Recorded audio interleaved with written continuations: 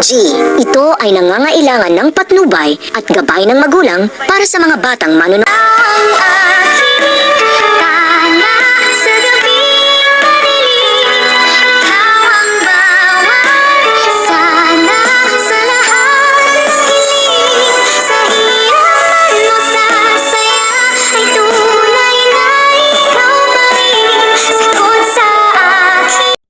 Hello everyone! Magandang araw sa lahat ng taga-subaybay na abot kami ng pangarap.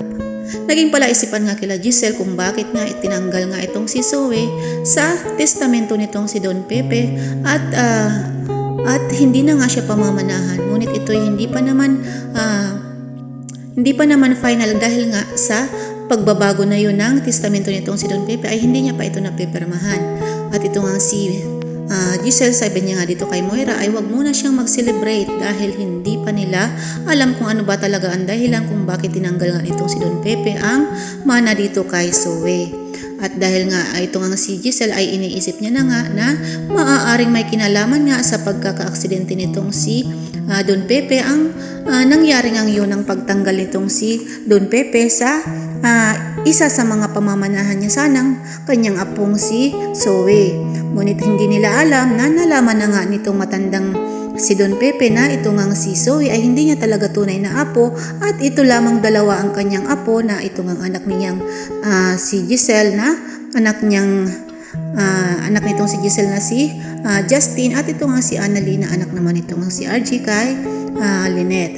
At samantala ito nga si Lynette ay nakiusap nga dito kay Dr. Carlos Benitez na kung maaari ay bumalik na lamang sila sa kanilang bahay dahil gusto niyang labanan nga ang kanyang trauma, ang kanyang nararamdaman para hindi gumaling na siya at hindi na siya laging ganoon ang kanyang mga pakiramdam. At ito nga ay nakabalik na nga sila sa kanilang bahay at itong si Dr. Carlos Benitez nga ay masayang-masaya nga dahil nga ay nakabalik na sila sa kanilang sariling bahay at magsasama na sila nitong si Lynette. At itong si Lynette nga ay kailangan niya talagang labanan ang kanyang nararamdaman para maging okay na silang lahat.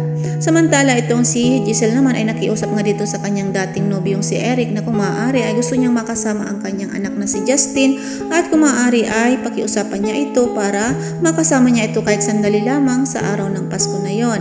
Ngunit itong si Eric ay sinabi niya dito kay Giselle na si Giselle lamang ang makakasagot ng kanyang kahilingan dahil nga hindi niya nga hawak ang kaisipan at gustong gawin nitong si Justin para sa kanyang inang si Giselle. At samantala itong si Dr. Carlos Benitez, si Dr. RG Tanyag ay nakikinig lamang sa dalawa na to at naawang-awa nga si Dr. RG Tanyag sa kanyang ate dahil nga ay kinamumuhian siya at galit sa kanya itong kanyang anak na si Justin. Samantala itong si Moira naman ay tinawagan niya itong si Zoe at sinabihan niya ito na mag-ayos-ayos ng mga gamit dahil nga ay magbabakasyon silang dalawa dahil nga daw ay kinakabahan siya sa mangyayari sa kanila dahil kung magising nga itong matandang si Don Pepe ay maaari silang mapakulong at malalaglag talaga silang mag-ina dahil sa ginawa nilang kasalanan dito kay Don Pepe.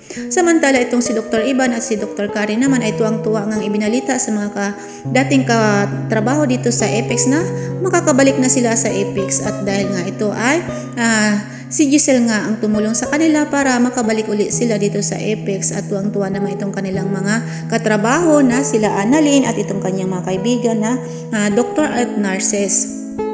Samantala itong si Dukluk naman ay tinanong nga itong si Annalyn ko kailan daw ba ito si Annalyn babalik dito sa Apex, ngunit itong si Annalyn ay hindi makasagot at itong ang si Dr. Lindon nga ang sumagot na sabi nga nito ay hindi pwedeng bumalik si Annalyn dito sa Apex dahil nga ay may pansariling interest din naman itong si Dr. Lindon na gusto niya makasama sa stretch nga itong si Dr. Annalyn dahil nga ay may gusto nga siya dito. So ito guys ang pakakabangan natin sa Abot Kami na Pangarap. Maraming salamat po sa pagtutok sa aking mga video and maraming salamat po sa panonood nyo and paki-like and subscribe na rin po ng aking channel and paki-bell all na din po ng aking mga video at aking channel and magandang araw po sa inyong lahat. Ingat po tayong lahat. Bye bye po. God bless us all.